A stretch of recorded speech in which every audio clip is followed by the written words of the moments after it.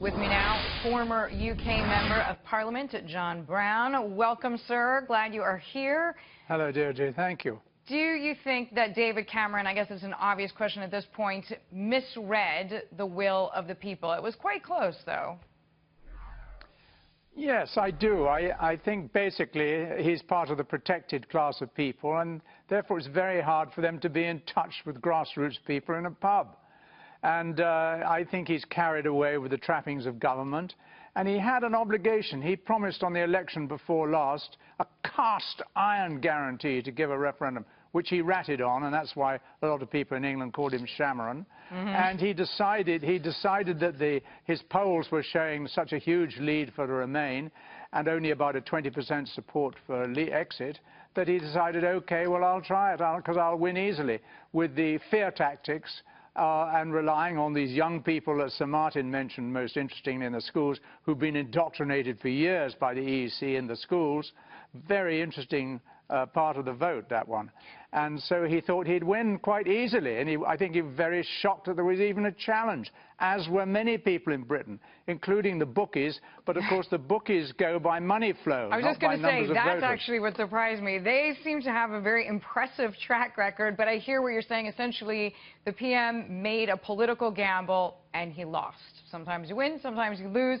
I want to know about you, though, what you saw, because you've served in parliaments from the Thatcher years to present.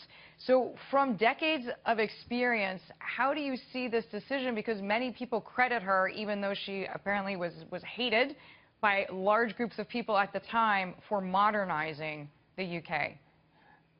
She was hated just like your doctor who tells you to diet, and a sergeant major in the army.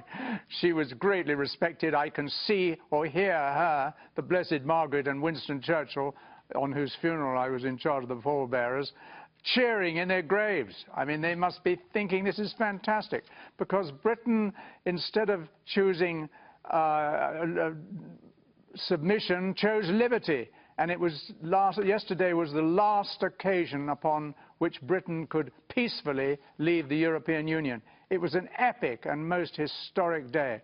Absolutely thrilled. I've worked for 30 years on getting out, and I was absolutely thrilled. So 3 decades of perseverance, it pays. But what is the next best step for the UK economy? Because there were many people saying, listen, 40% of the goods in the UK that are produced go to Europe, are sold to Europe. That is to say, there is a steady client on the continent. Yes, but Deirdre, what they forget to say is that since 1955 to 2015, Britain had an average of a $24 billion a year deficit with the European Union. So they were making money out of us. The Germans were the second biggest car market for Germany in Europe, and bigger just behind China. And so they make lots of money. The English don't make cars, so they buy German cars, and it makes a lot of money. I think the next step is, of course, and I think Cameron was quite right, he and Johnson, to not go for a light switch operation, but to play this, make sure the leadership change is smooth, and to play this a longer game so that there are clear heads and real bargaining goes on, rather than a sort of sergeant major's kick in the backside. Okay.